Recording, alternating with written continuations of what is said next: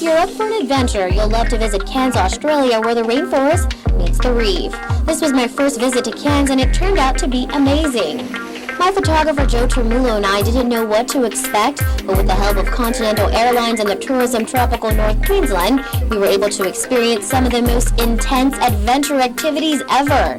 Tropical North Queensland sales and marketing manager for Guam and Japan, Lisa Monks, says the climate and the population of Cairns are very similar to Guam. The population is around 174,000 people, so I think that's very similar to the population you guys have on Guam. We're spread out, where you're just a small little island where we're a little bit spread out, but the population is around the same. So it's very similar, not only in climate, but also in the amount of people that we have here. During our trip, we visited Cairns during their winter time, when the days were at 28 degrees Celsius and the nights dropped to 17 and 18 degrees. If you're looking to get away from busy days at work and want to plan a family vacation, you could hop on a Continental flight from Guam to Cairns, and it'll only take you 4 hours to get there. You leave Guam at 6:30 in the evening, you're here in Cairns at just after 11 o'clock at night, you're in your hotel by midnight. And then you have a good sleep and you've got the rest of the day ahead of you, nice and fresh. So it's the perfect time to travel, I believe. We slept overnight at the Ridges Hotel, and before we knew it, we were up at the crack of dawn for a full day of adventure. We headed to the Esplanade, where we ran into a few animals we normally wouldn't see on Guam. Sure, we have the brown tree snakes, but pythons are not just snakes you would see on a regular basis. Sheila Murphy from the Cairns Tropical Zoo holds this 2-year-old snake that can grow much larger in the years ahead. He'd get maybe twice the size in width and probably about another couple of feet longer, so they grow quite large. Then, of course, there's a koala.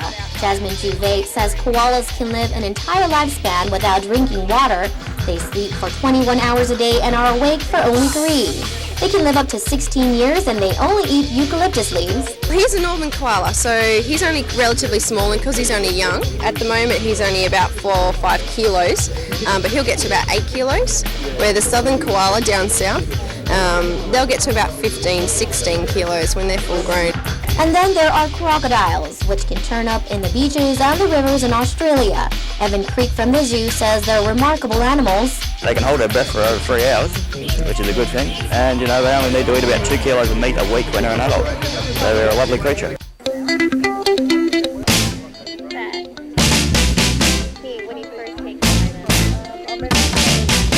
Next, we took a drive to the freshwater station to ride the Kuranda Scenic Railway.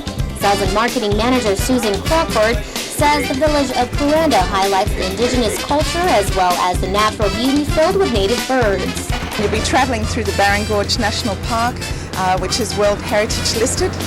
You'll see some beautiful waterfalls along the way, and there's a 10-minute stop at Barron Falls. It's the largest waterfall. You'll be able to get off for 10 minutes and view that and take photographs.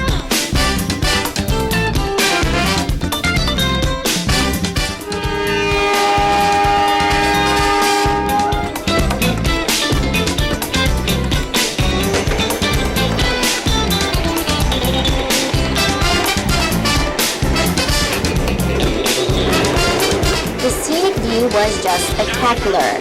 Just when I thought we saw it all, we made a stop at the Cairns Wildlife Safari Reserve.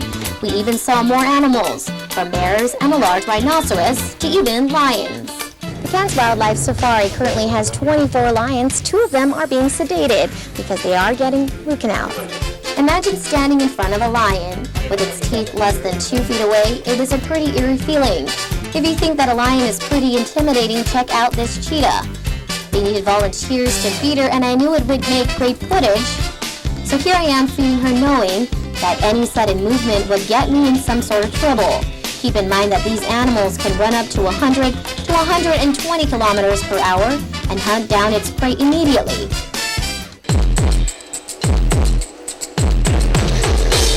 After the wildlife safari, we boarded the Skyrail Rainforest Cableway, which took us through the tropical rainforest canopy and deep into the forest. My photographer and I wanted to catch a better view, so we rode this open space gondola, giving us a very intimate view of the lush green trees. Guide Ranger Evan Tandy says the area is known for its climbing palms. They can grow for well over 100 metres, and you'll see them penetrating up through the canopy.